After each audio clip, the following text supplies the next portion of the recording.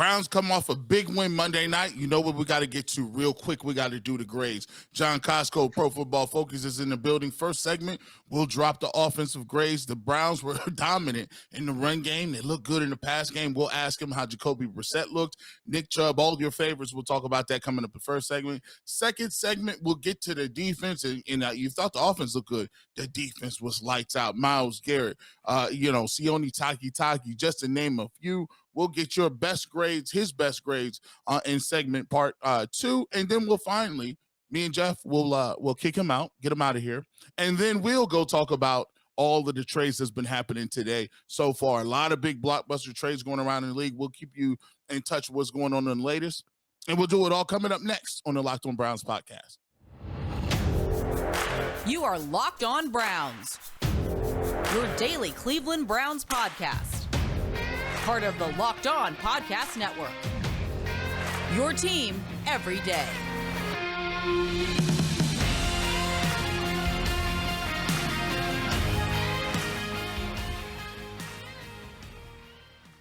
Welcome back, my friends, to the show that never ends.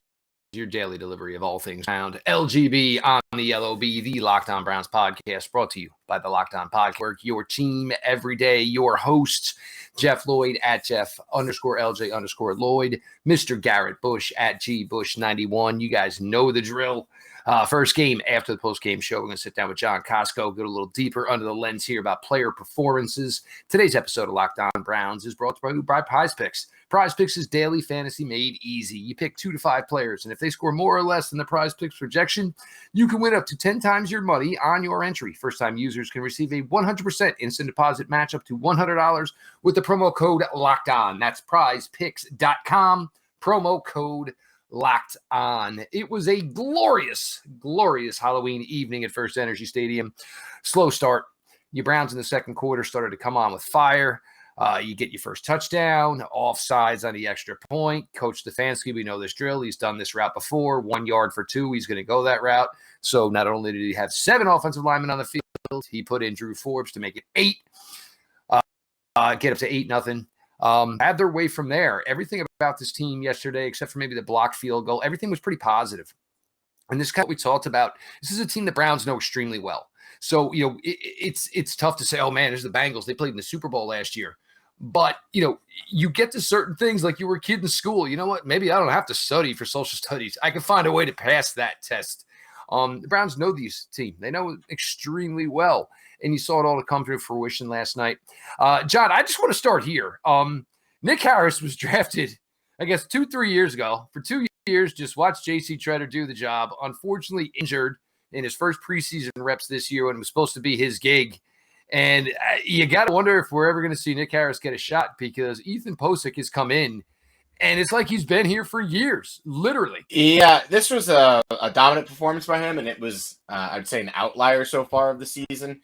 A 94 grade, like absolutely just destroying people in the run game with a 92. Run blocking game was excellent in pass protection as well. Really didn't give it up anything there. So for him, this is, a career game. Like, he's never played better ever. I think you look at last year with Seattle, he started to come on in a run game. So this year for the season, he has an 81.8 run blocking grade, which, throughout the season, you can see some progress that he's been making. Last year, he was a 76 in Seattle, but his career average before then was like in the 50s. So maybe, it took him a little bit longer to kind of figure it out. And obviously now he's with one of the best offensive line coaches in the NFL. And this year he's at an 82.6 overall, which is obviously a career high for him with the 72.6 pass protection grade. It does help to have, really good players around you when it comes to offensive line play, but he's, credit to him. He's playing really well right now. And especially when the Browns need it. Hey, John, we've been calling this dude, I know his name is Froholt, but we've been calling him Haagen-Dazs because we don't even really know who he is. His new name has now been named Haagen-Dazs. I don't know. He's a random ice cream guy. But this dude came out of nowhere, and this dude is playing good. He comes in, he blocks it up good. What did he grade out as, and how the heck is these guys getting these dudes to play off the streets this well? Yeah, again, I think it's part of the system that the Browns have, where they can get these offensive linemen in there, and actually they can play well, and probably a bit better than their expectations. So, Haloti Froholt, or I think is how you pronounce his name.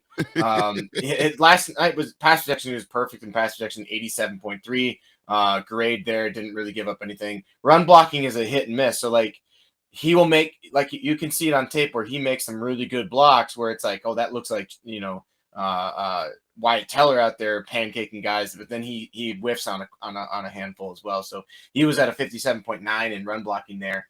So there was a mixed bag when it came to the run game for him. And I think that kind of showed, if you look, I know everybody's like this, you look at the good when it comes to offensive linemen. The best, a lot of it is like, hey, Nick Chubb ran for over 100 yards.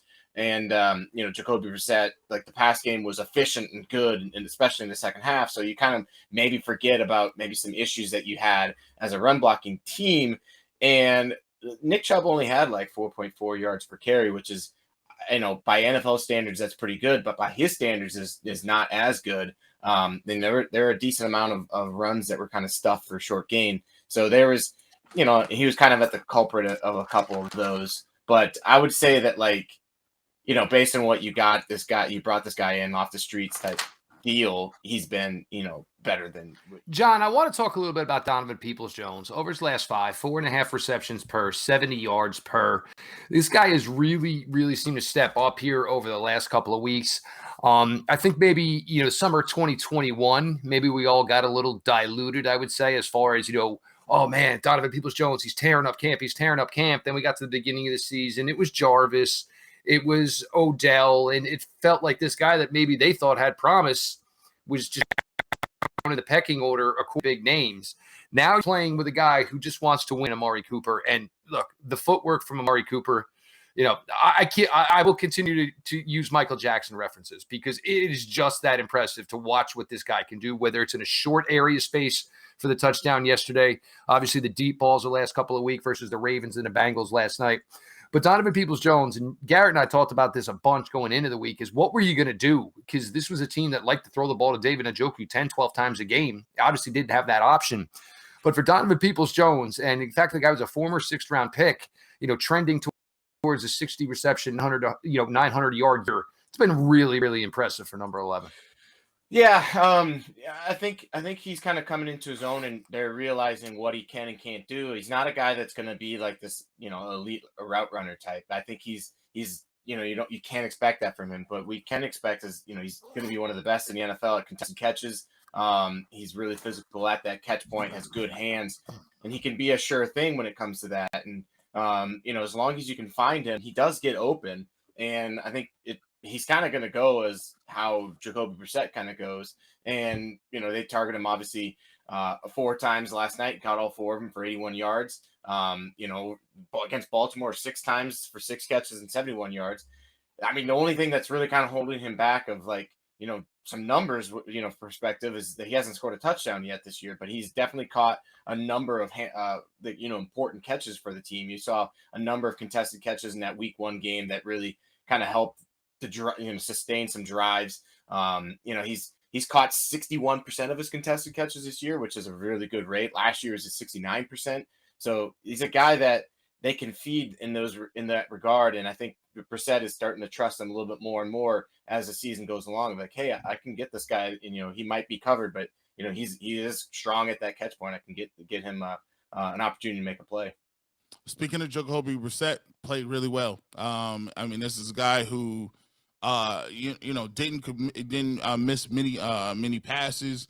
I saw a rating where we talked about it on the Ultimate Cleveland Sports Show, where he was 17 out of 17, or I think it was, but he was pressured over 50% of the time. And on those throws where he was pressured, he had I think it was perfect in completing passes while under those pressures. He ran the ball when he needed to. Was this the best game besides the fumble that they thought was an interception, but it was a fumble? Is this the best game you've seen him play this year? So it was the best second half for sure. So he had a 94 grade in the second half, didn't miss a pass in the second half.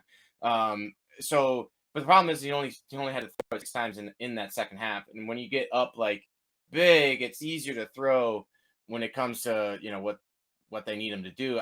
He had a handful of games early in the season that were really impressive. And I think you look at just at the Steelers game in general, he had a 92.5 grade in that game. It was just a super efficient performance. Even against the Jets, up until that last interception of the game, like he was playing at an extremely high level in that game, and he had an 83. So, this one is kind of like a front running type game where the game was, it was pretty much out of hand, and they did a good job of stepping on the throat of the Bengals. So he was efficient and did a good job, and I'm going to give him credit for that. I would say that the Steelers game was probably, start to finish more impressive. That he was, I think on point a little bit better. I think the fumble does hurt, and I think if he didn't have the fumble, you might make a case that this was his best game. But I think the fumble has to be factored in. This makes sense. We're going to flip it up here with John Costco from PFF. We're going to go to the defensive side of the ball here. Get some thoughts here from last night. Obviously, an encouraging effort from Joe Woods' defense for the second week in a row. Jeff Lloyd, Garrett Bush, your latest Locked On Browns prize picks. Imagine last night if you put together a lineup of Amari Cooper, Nick Chubb, and maybe a couple other players, what you could have done, the money you could have done or won playing daily fantasy sports. You pick 2 to 5 players, and if they go and score more or less than the prize pick projection, you can win up to 10 times your money on entry. No competing against other people. It's just you against the projections available. Prize Picks offers projections on any sport that you watch: NFL, NBA, MLB, NHL, collegiate sports, women's collegiate sports, disc golf, hell, even Euro basketball. Entries can be made in 60 seconds or less, and it is that easy. Safe and fast withdrawals. Currently operational in over 30 states and Canada. Download the Prize Picks app or go to prizepicks.com to sign up and play daily fantasy sports. First-time users can receive a 100% instant deposit match up to $100 with the promo code LOCKEDON. You put down 100, they match you 100. 50, they match you 50, etc., etc. Don't forget to enter the promo code LOCKEDON at sign up for an instant deposit match up to $100. Welcome back to the Locked On Browns podcast. G. Bush, Jeff Lloyd in the building. And as always, after following a Browns win or lose, we have John Costco, Pro Football Focus on. Make sure you guys definitely go check out the post-game show. That will be up. Definitely check that out. Make sure you make Locked On Browns podcast your number one listen of the day, and continue to support us on Twitter as well as YouTube. Hit that notification bell, like button, all those good things so you can know when we drop our latest content. John, we talked about it a little bit about the offense in the first round, our first segment. Now it's to the defense. I thought the defense had a nice variety. I'm on Joe Woods. I got to give credit where credit is due. I thought Joe Woods had a very nice game plan. I liked that they did some things up front. I like they brought blitzes. I like the fact that they, stood up Clowney, stood up, Myles Garrett. And I thought in general, Myles Garrett had a really good game, and I think he set the tone with being able to get after the quarterback and Joe Burrow per se. I thought Emerson, he did have a pass interference call, which I thought should have been just basically a hold. I didn't think he should have got a minus for PI, but I thought he played solid. I thought he played physical. And overall, the defense really showed up and showed out in this game. They had no points going into, deep into the third quarter. Who were some of the guys who had the best scores starting up front with, Myles Garrett?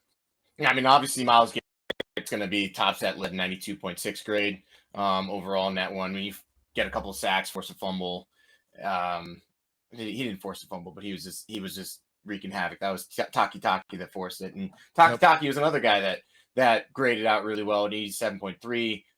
Not only did he have the forced fumble on that, he made some nice plays in coverage, had a couple of stops, and was just really solid all around. Didn't have to do it with any breaking up of passes. You talked about Martin Emerson. Yeah, he had the PI, but he also forced a couple of incompletions in the game that really helped him out there. Obviously AJ Green was a beneficiary of a batted pass from Myles Garrett for an interception, which was nice. But it helps when you get pressure on the quarterback. I mean, if you're constantly getting pressure on the quarterback, it helps a lot. And Myles Garrett was and company were wreaking havoc on Joe Burrow. So I think there's a good relationship between pass rushing and coverage. If your coverage can hold up, that means the pass rush can get there. And if your pass rush can't get there, because your coverage will break down. So last night they had it all came together. And one of the things that they did really well when the ball was out in space is that they tackled extremely well. They only missed 2 tackles all game last night, and that was both of them from Martin Emerson. So that is a huge, huge bonus to, like instead of just going for the strip or something like that, or just, throwing a shoulder at them, they actively did a good job making tackles. So huge, huge improvement for them on that. I want to get to Sione Takitaki, John. The linebacker room, it's kind of been like a revolving door as far as playing time this season. I think he got to a point last night where I think Deion Jones is just not integrated enough into the defense, where they ran some things last night that he wasn't essentially, ready for yet, not comfortable with. So you end up in a situation where you left Sione Takitaki on the field. And, as a Mike linebacker, that's normally the first linebacker that's going to come off the field. Last night was not the case. And you saw Sione and I think the thing that was most impressive is the discipline he played with. Because, I mean, we've talked about this all year long with these linebackers and their tackling issues. Sione found the ball, broke down, put guys to the ground. I mean, it sounds really simple as we say it, but we haven't seen a lot of it here through, 8 weeks. Takitaki's been a solid player, I would say, for the Browns. And I think he kind of flies under the radar in terms of just being a consistent player. And the reason I think he probably flies under the radar is because he's not out there in a full-time role. Obviously, with injuries to JOK, and obviously now you're trying to reintegrate Deion Jones into the mix and get him a feel for that. He's going to play a lot of snaps in the game, and then because he's out there a lot more, maybe you can see more of him.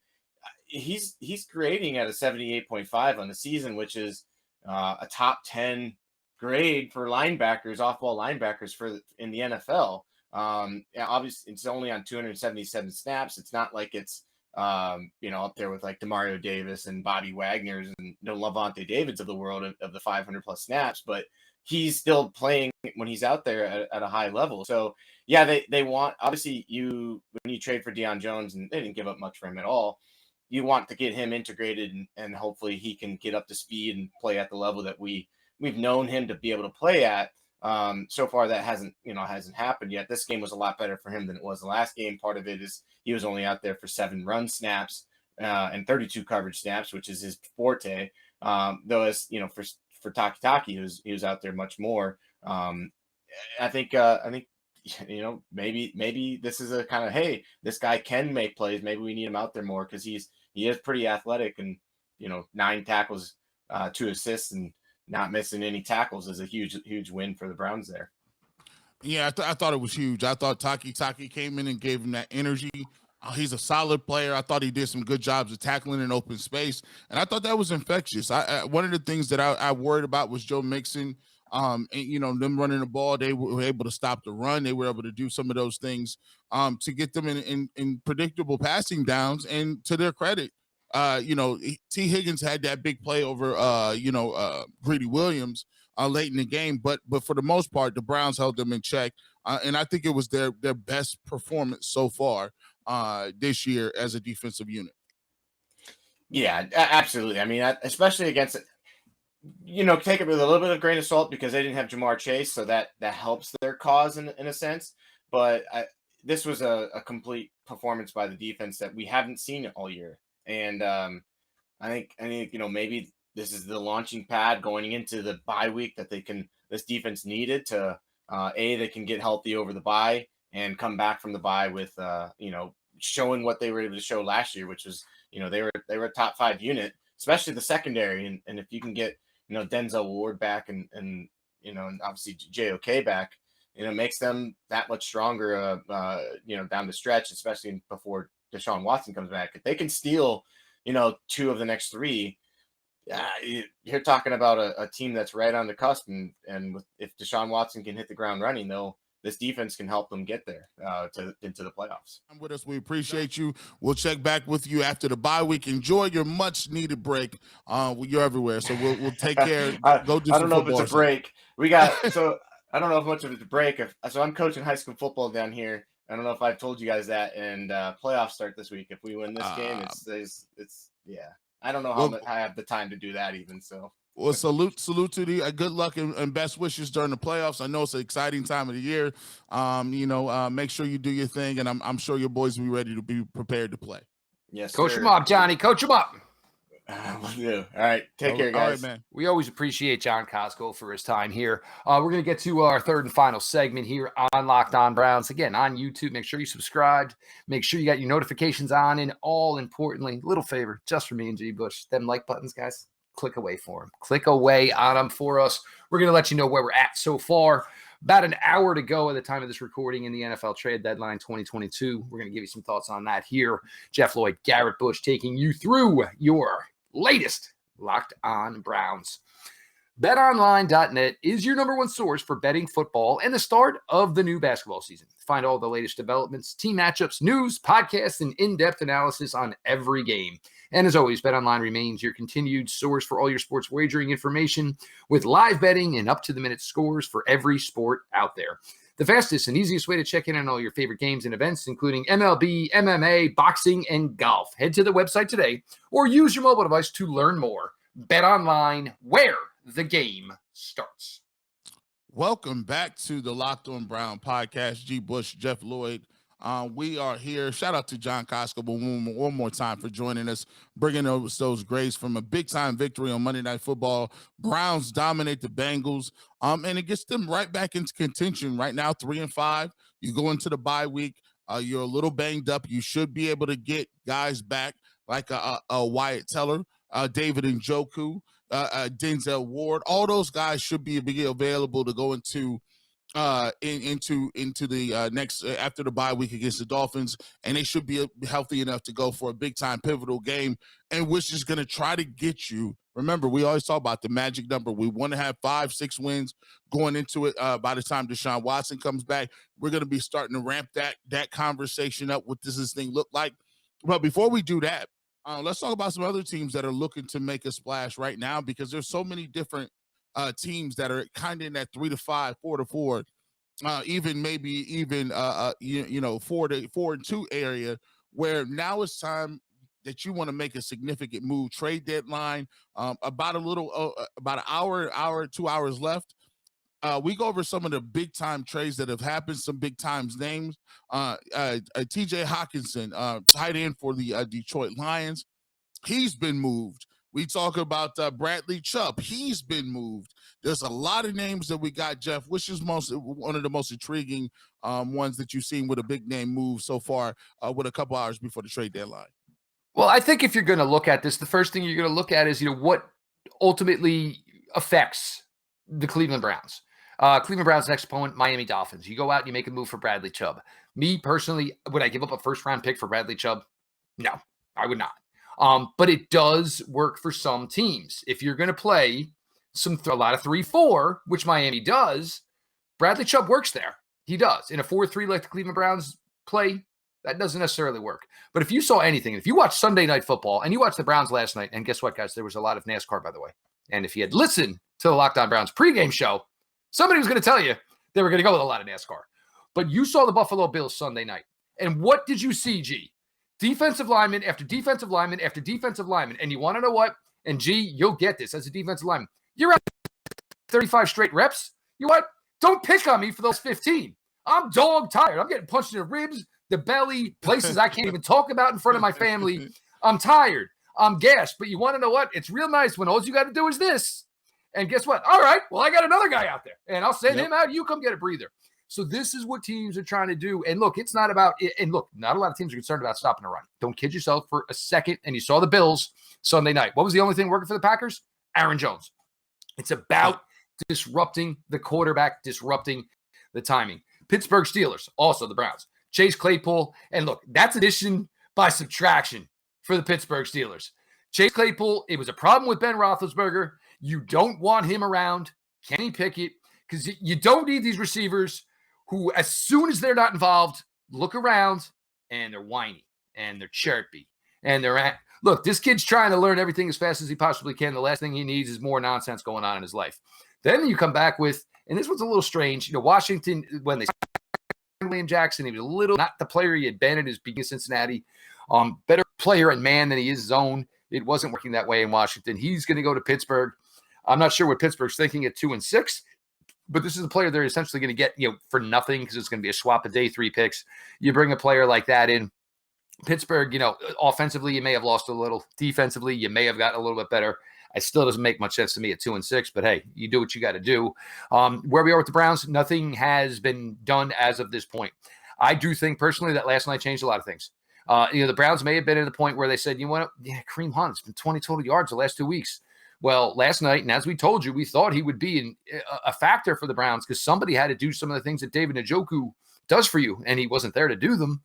And you get over 70 total yards. You got to spell Nick Chubb, and it turned into a victory. And for Kareem, right now, what he can get is not going to be that great. 4th-round pick for the Browns, I don't know if that does it. And also Kareem paying for money. So you want to know what? Do you want to play 9 more games with the team where you know what's going on? You know the offense inside and out. Or you want to get traded, go spend 10 days, 14 days learning a playbook to maybe have a 5-6 game audition for what is your next contract. It's a really, really difficult spot to be in. I'm sure Kareem would love a bigger piece of the pie, but Kareem's got to do what's best for Kareem. And if it's enhancing his own best value, it's probably staying here is the best thing for him. It's been wild, though. I mean, I want to say the last 10 days. This is like MLB and NBA trade deadlines. Garrett and I were talking, the NFL trade deadline, you almost didn't even know what happened. It was like, oh, crap, that was yesterday? Like, you didn't know. These things are flying off the cuff. There's still big names out there. We'll see the way it works out here. The Naheem Hines from Colts, they say he has played last down there. You're still looking to see if Denver's going to do anything else, keeping some eyes on some other teams. But major activity here at the 2022 NFL trade deadline, Garrett. Oh yeah, listen, and I think this is what's cool now about the NFL is before, guys, you couldn't hear nothing at this time. Guys are now, because they've extended the trade deadline so far into the season. Now you have a development where you got guys that are injured. You may have people that aren't playing well. You may have people who are underwhelming, or you may have a team where you think that you weren't going to be in contention. Maybe the Jets, maybe the Giants, teams like that, who you didn't think that you were going to be in contention or playing as well as you are. Now, you might want to go out and get a piece or two so that you can actually. I got one more. You got another one? This is hysterical.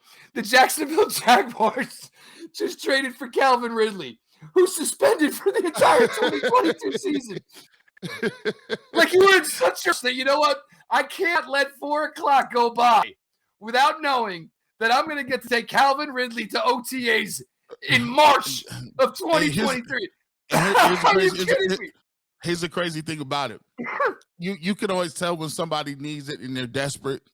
They're like, okay, can we get Calvin Ridley? And what was the giving price? Do we know that? What was the price? Depends on playing time, I guess, but it could be as high. Oh my! I have a hard time just laughing at this. It could be a 2023 5th or a 2024 2nd.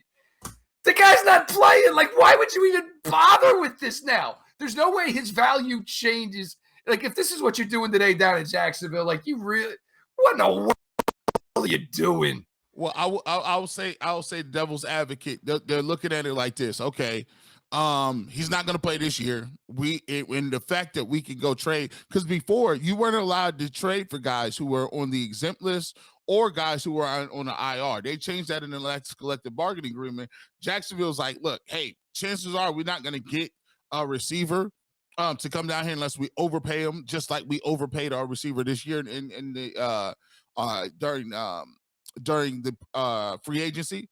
And so they're like, look, if we can get him and it turns out to be a 5th or a 2nd, Calvin Ridley is a talented guy. But here's the thing. He's also one of those guys who you don't know if he's going to play. He was out for mental health issues, and then he had the gambling thing happen. So who knows if he ever gets on the field, right? So, for them, It's a calculated gamble. If it's a 5th round pick, it works out. But I wouldn't trade a 2nd round pick for him if I don't know if he's going to play. And Jeff Wilson from the 49ers is going to the Dolphins for a 2023 5th round pick. Probably not the running back the Dolphins were hoping for. Something like that tells me that maybe a certain number 27 who resides in Cleveland, Ohio, is going to remain in Cleveland, Ohio. But it's been a crazy, crazy, crazy day. But just to cap things off here, if you guys didn't, go back to the pregame show, because me and G put out a lot of good content that parlayed into last night's game. Make sure you check out this game show with Garrett, myself, Mikey McNuggets, and of course Adam the Bull. It was a different type of post game show, because it's kind of most of these post game shows have been kill him, fire him, smack. It was like one of those ones, marry, date, crucify. Those have been the post game show. That wasn't the case last night. It was a solid effort from this team. And for anybody who was out on what they thought this team could be, you're all welcome back, of course, but this team is good. It's a good team. They just they've had their struggles, and the problem is when you ain't got that star behind center, it's really, really hard to say, oh man, well, we could make up this 10 points real quick. It's really, really hard to do, and that's been the issue for them at points this year. We got to a ton of stuff here today with Costco. Nice to talk about the defense here for a second straight week where these guys playing at a very, very good level. I do think that some of the guys being out last night caused for simplicity. It did, and it made things easier. And a guy like Sione Takitaki, and John said it, he's always been a guy in smaller sample sizes that we've seen play really, really well. And last night, he just got into a groove, and I don't know if it was by plan or, they just went with it in the moment. And Joe Woods, you know what? I ain't taking 44 off, because 44 is getting it done. Martin Emerson, this is been a maturation process that I don't think anybody saw coming, even the from Cleveland. You've got starting cornerbacks. You've got 3 cornerbacks with the Cleveland Browns, and you got a defense coordinator who loves defensive backs. This is a really, really good issue to have. I'm not saying it's going to help you topple a team like Buffalo, but it's going to help you play a team like Buffalo. Yeah, definitely. If they can get a win in 1 week at a time, if they can get a win, they might be all right. They can go into some games with a little bit of confidence. And so I'm excited to see what new wrinkles and how many people they can get back coming in. And once again, it's week by week. We keep going over this. Week by week, we're creeping a little bit closer to Deshaun Watson taking some snaps. So excited about that. No question about it. No question about it. And, as much as I've loved Jacoby Brissett, what he's done this year, I don't think there's a shot in hell Jacoby Brissett with this team next year. Somebody's going to look at Jacoby Brissett as a bridge quarterback next year. Jacoby Brissett can go make $7, $8, $9 million. God bless him. We listen. We about to listen. Here's the thing. We're gonna have to talk about that in a couple of days, because I think he's only on a 1-year contract. I think the Browns should do whatever it takes to keep him as a backup, given the fact that Deshaun Watson hasn't played, and in 2 years he could be some injuries where, hey, he injures his hamstring, does some stuff. He's showing that he can be a comparable backup, and when in the right system, can win you football games. And and the other thing is, he is, tougher than a $2 steak. Look, he took a shot to the throat last night, and you saw it. Got up, went about his business, fired a damn dart. Really, really appreciating everything Jacoby Brissett has done for this franchise to this point. Appreciate all of you who make Locked On Browns your first listen every single day, whether it's on your favorite podcast platform. Make sure you're following or subscribe to the show. Leave 5-star ratings, written reviews for Jeff Lloyd and Garrett Bush. We appreciate you all so much on YouTube. Make sure you subscribe. Make sure you got your notifications on. And of course, every episode you jump in there, man, just hit a quick like for me and G. It ain't asking too much. Make sure you check out Garrett on the Ultimate Cleveland Sports Show, Monday through Friday, 11 to 1. Saturday mornings, the Barbershop, 92.3 The Fan, pregame, postgame coverage for your Cavaliers, for your Browns, for the Buckeyes. Make sure you are locked in for Garrett Bush to give you all that great content. Make sure you're following at GBush91, myself, Jeff Lloyd, at Jeff_LJ_Lloyd, the show at Locked On Browns. Follow that account. DMs are always open. All that being said, great 24 hours for your Cleveland Browns. Now get to sit on it for the bye week, get healthy, feel better about yourself, be ready to go for which is now a updated Miami Dolphins team, bringing in another pass rusher, bringing in a running back, and we'll see them on the second Sunday in November. All that being said, this has been your daily delivery of all things Dog Pound. LGB on the LOB. Let's go Browns.